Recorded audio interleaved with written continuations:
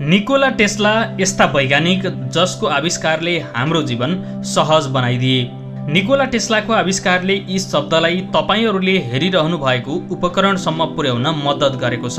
हामीहरू टेस्लालाई विद्युत तथा विश्वव्यापी सञ्चारको आविष्कारका रूपमा मात्र हेर्दैनौँ। इतिहासकार तथा चलचित्र निर्माता माइकल क्राउजले भनेका छन्, उनको विचार आफ्नो समयभन्दा अगाडिका थिए। उनी एक दूरदर्शी व्यक्ति थिए जसले मानव जातिको विकासमा योगदान पुर्याए। तर सन् 1890 को दशकको उत्तरार्धमा टेस्लाले ओसिलेटिङ ट्रान्सफर्मर सार्वजनिक गर्न न्युयोर्कको कोलम्बिया कलेज स्थित मञ्चमा चम्किलो ट्युबहरू बोकेर हिँड्दा विश्व धेरै हदसम्म अन्धकारमै थियो।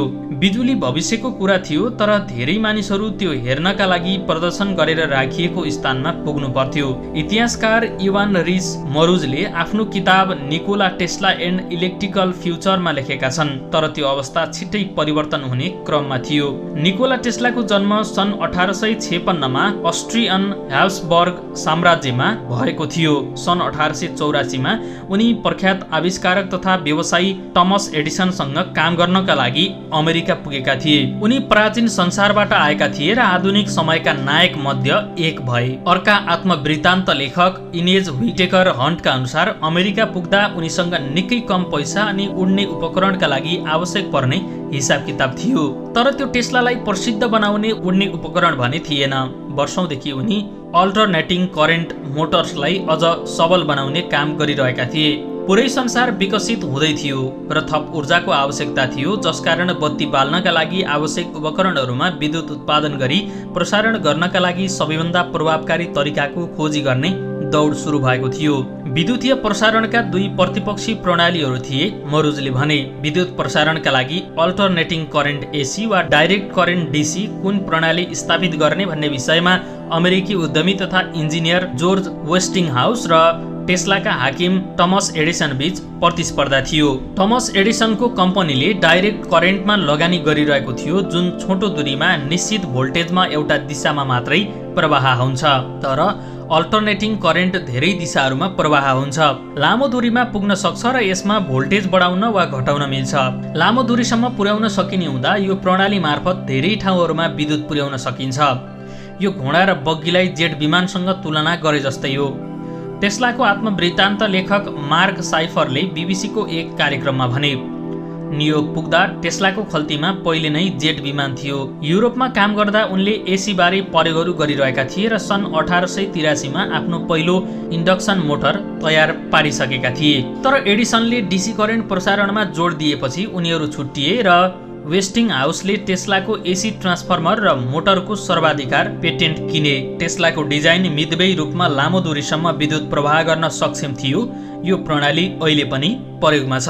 हामीले अहिले पनि अल्टरनेटिङ करेन्ट प्रयोग गरिरहेका छौँ र विद्युतीय ऊर्जा उत्पादन अनि प्रसारण प्रणाली अझै पनि टेस्लाको विचारमा आधारित छ। बेलग्रेड स्थित निकोला टेस्ला संग्रहालयका संरक्षक आइभाना जोरिकले बीबीसीसँग भनिन्, वास्तवमै टेस्लाको प्रणाली अझै पनि विद्युतीय ऊर्जाको उत्पादन, प्रसारण, वितरणको लागि अग्रणी विधि हो र आजका धेरै विद्युतीय उपकरणहरू उनको अन्य आविष्कारमा निर्भर छन्। त्यसबेला इन्डक्सन मोटरहरू निकै नवीन थिए र अहिले पनि उद्योग र कयौं घरेलु उपकरणहरूमा यसको प्रयोग हुन्छ। विद्युतीय कारहरूमा पनि यसको प्रयोग हुन्छ, जोरिकले भने। उनले सन् 1891 मा तार बिना बिजुली प्रसारण गर्ने प्रयासमा टेस्ला कोइल विकास गरे। हाल यो प्रविधि रेडियो, टेलिभिजन अनि अन्य विद्युतीय उपकरणहरूमा प्रयोग हुन्छ। 2 वर्षपछि टेस्ला र वेस्टिङहाउसले सिकागोमा भएको युरोपियन डिस्कभरी अफ अमेरिकाको 400औं वर्षगाँठ समारोहका सन्दर्भमा आयोजना गरिएको विशाल प्रदर्शनी वर्ल्ड्स कोलम्बियन एक्सपोजिसनमा उज्यालो पार्ने जिम्मा लिन सफल भए र टेस्ला प्रख्यात बने। जब मानिसहरूले ती आविष्कारको शक्ति चाल पाए, टेस्लाले नायग्रा फल्समा विद्युत आयोजना निर्माण गर्ने जिम्मा पाए। त्यो विश्वको पहिलो जलविद्युत आयोजना थियो र उक्त पूर्वाधार निर्माणमा प्रयोग गरिएका 13 वटा पेटेन्ट मध्ये 9 वटा टेस्लाको थियो। लगत्तै उनले आफ्नै प्रयोगशाला निर्माण गरेर ताररहित सञ्चार अनि ऊर्जा प्रसारणको क्षेत्रमा प्रयोगहरू गर्न थाले। पूरा विश्व तारको प्रयोग गरी सन्देश आदान प्रदान गर्ने कुरामा भर पर्दै गर्दा टेस्लाले ताररहित सिग्नल प्रसारणमा प्रयोगहरू गर्न थाले। तर ती सबै प्रयोगका लागि उनलाई लगानीको आवश्यकता थियो, जुन उनले सन् 1890 को सुरुवाततिर अमेरिकी लगानीकर्ता जेपी मोर्गनबाट प्राप्त गर्न सफल भए। र लङ आइल्यान्डमा तार बिनाको विश्व प्रसारण टावर निर्माण गर्न सुरु गरे। उनको महान लक्ष्य विश्वव्यापी सञ्चार प्रदान गर्नु थियो, एक ताररहित प्रणाली जसले तत्काल विश्वव्यापी भिडियो र भोइस सञ्चार गर्न सकिने बनाउँथ्यो, जहाँ सूचना जो कोहीलाई जहाँ कहीँ उपलब्ध हुने थियो।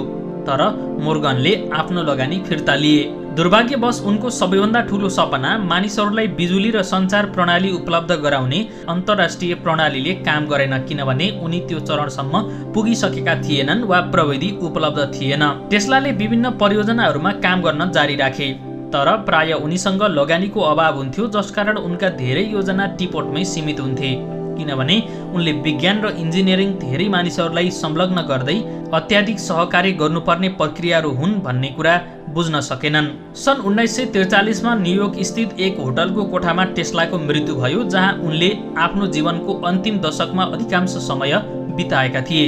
सन् 1951 मा भतिजाको सहयोगमा उनको सरसामानहरू सर्बियाको बेलग्रेड पुर्याइयो, जोरेकले भने। त्यसको 4 वर्षपछि बेलग्रेडमा निकोला टेस्ला सङ्ग्रहालय सञ्चालनमा आयो, जहाँ अझै पनि वर्षेनी हजारौं मानिसहरू पुग्ने गर्छन्। टेस्लाका 1,60,000 दस्तावेज, योजनाहरू, चित्र अनि तस्बिरहरू राखिएको सयौंको संख्यामा त्यहाँ अध्येताहरू पनि पुग्छन्। टेस्लाको अभिलेखहरू अनलाइन मार्फत पहुँचयोग्य भए पनि उनका धेरै व्यक्तिगत सामानहरू सङ्ग्रहालयमा पर्याप्त प्रदर्शनी स्थल नभएकाले दराजहरूमा राखिएका छन्। हामीले हाल टेस्लाको ओछ्यान, फ्रिज, दराज, उनका 13 वटा सुट, 75 वटा टाई अनि 40 जोडा पन्जा सहित अन्य सामग्री राखेका छौं, जोरेकले भने। हामी आशा गर्छौं कि हामीले ठूलो ठाउँ पाएपछि ती प्रदर्शनमा राख्न सक्षम हुनेछौं। सन् 1956 मा सङ्ग्रहालय सर्वसाधारणका लागि खुल्ला गरिएको 1 वर्षपछि चुम्बकीय क्षेत्र अर्थात् म्याग्नेटिक फिल्डको शक्ति मापन गर्ने एकाइलाई टेस्लाको नामबाट नामाकरण गरिएको थियो। सर्बियामा सडक, विद्यालय अनि विमानस्थलमा टेस्लाको नाम राखिएको छ भने सर्बिया र क्रोएसियाका नोट अनि सिक्कामा उनको तस्बिर छापिएको छ। अमेरिकाको एक प्रसिद्ध सवारी साधन उत्पादकले पनि टेस्ला नाम राखेको छ र सन् 2018 मा स्पेस एक्सले फाल्कन रकेटमा राखेर टेस्ला रोडस्टर कार मङ्गल ग्रहमा पुग्ने गरी प्रक्षेपण गरेको छ। अहिलेको अवस्थामा पनि टेस्ला जस्ता वैज्ञानिकहरू यदि बाँचेको भए के कस्ता आविष्कारहरू गर्ने थिए होला त? तपाईलाई के लाग्छ? हाम्रो तलको कमेन्ट बक्समा कमेन्ट गर्न नभुल्नुहोला। यस्तै रोचक, रमाइलो र जानकारीमूलक भिडियोको साथमा हामी फेरि उपस्थित हुनेछौँ। आजलाई भने हामी सबैलाई बिदा दिनुहोस्। नमस्कार।